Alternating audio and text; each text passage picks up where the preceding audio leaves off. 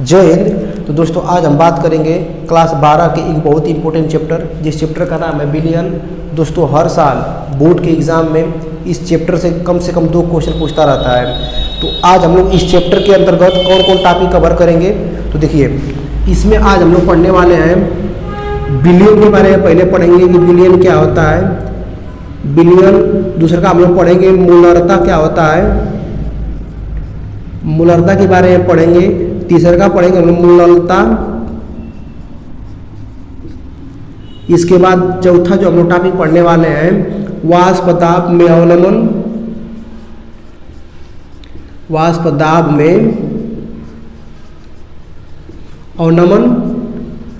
अगला जो टॉपिक हम लोग पढ़ने वाले हैं क्वथनांक में उन्नयन।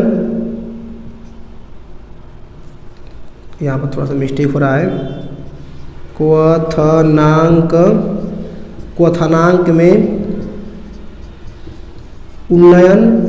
अगला जो टॉपिक है हिमांक में अवनमन। और लास्ट टॉपिक हम लोग पढ़ेंगे परासरण दाब। इन तमाम चैप्टर के बारे में, इस चैप्टर में हम लोग इस टॉपिकों के बारे में डिस्कस करेंगे। तो आप लोग इस वीडियो के अंत तक बने रहिए। हम लोग एक एक टॉपिक के बारे में पूरा विस्तार पूर्वक पढ़ेंगे और इस पर हम लोग न्यूमेरिकल भी लगाएंगे, सूत्र का भी हम लोग निर्माण करेंगे कि इससे संबंधित जितने भी सूत्र बनते हैं तो कैसे बनते हैं, एक एक चीज़ को बताया जाएगा। तो आप लोग इस वीडियो के अंत तक बने रहिए।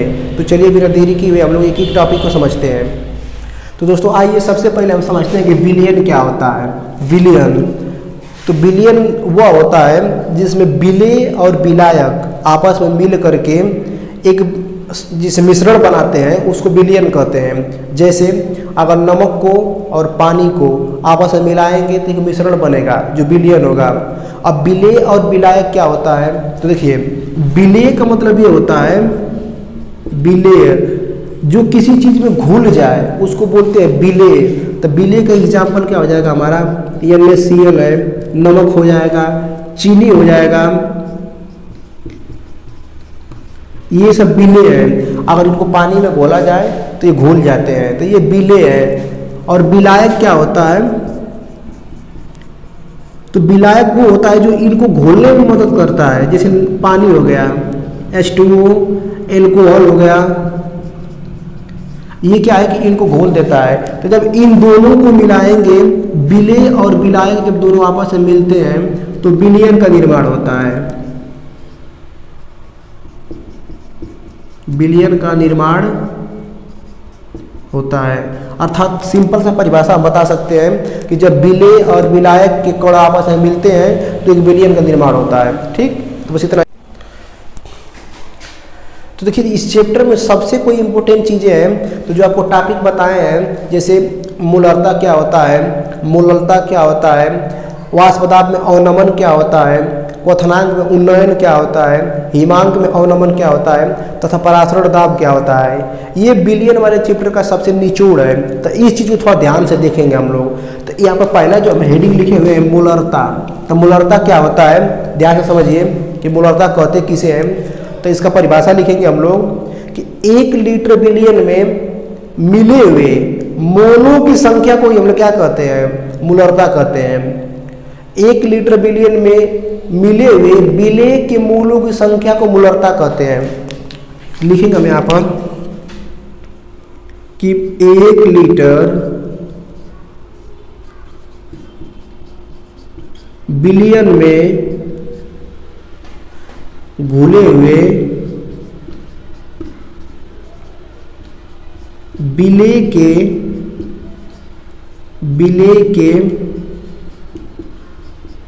मोलों की संख्या को मूलरता कहते हैं।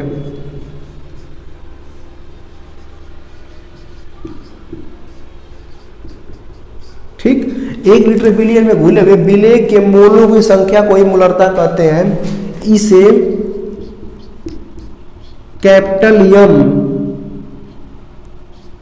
से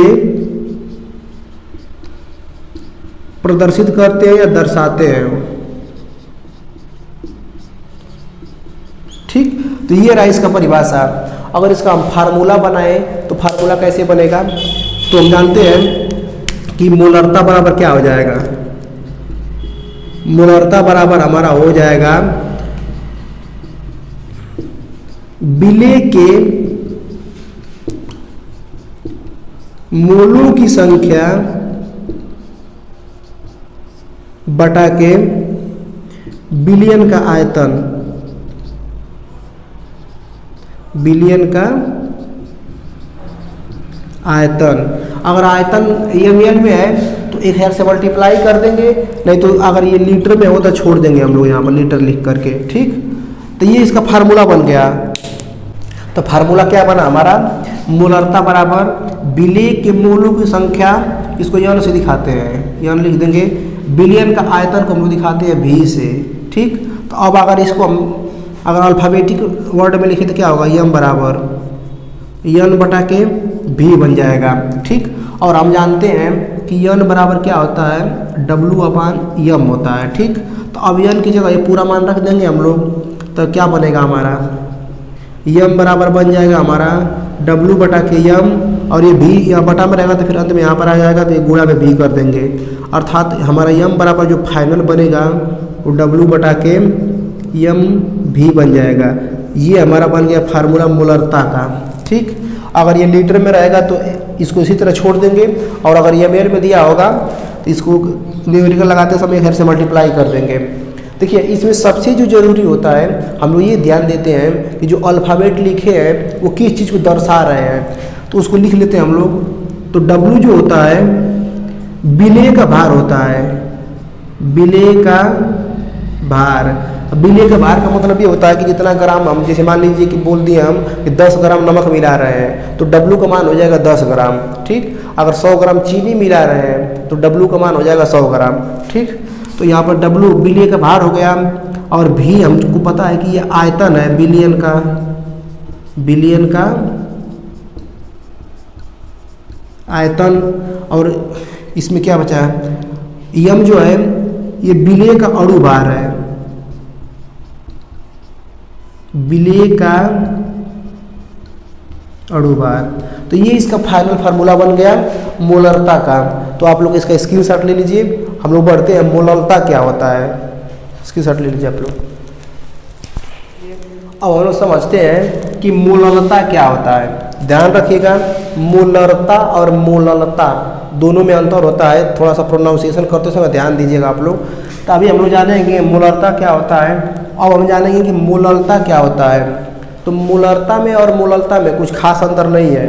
वहाँ पर क्या था कि 1 लीटर बिलियन में घुले हुए विलेय के मोलों की संख्या को हम लोग मोलरता कहते थे, और यहाँ पर मात्र क्या करना है कि 1 किलोग्राम विलायक में, मात्र बिलियन की जगह हमको विलायक कर देना है कि 1 किलोग्राम विलायक में घुले हुए विलेय के मोलों की संख्या को मोललता कहते हैं। बस इतना सा चेंज है। आइए इसका परिभाषा लिखते हैं कि 1 किलोग्राम विलायक में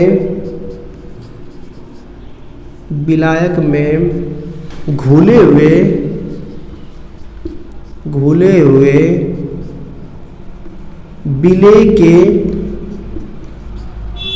विलेय के मोलों की संख्या को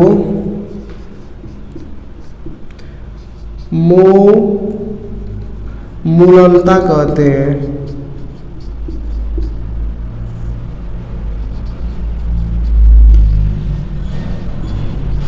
ठीक, 1 किलोग्राम विलायक में घुले हुए मोलों की संख्या को मोललता कहते हैं। तब मोललता बराबर क्या हो जाएगा, मोललता बराबर क्या हो जाएगा हमारा, तब सेम रहेगा हमारा विलेय के मोलों की संख्या, विलेय के मोलों की संख्या बटा में, जहां पर बिलियन था वहां पर हम लोग कर देंगे विलायक का भार।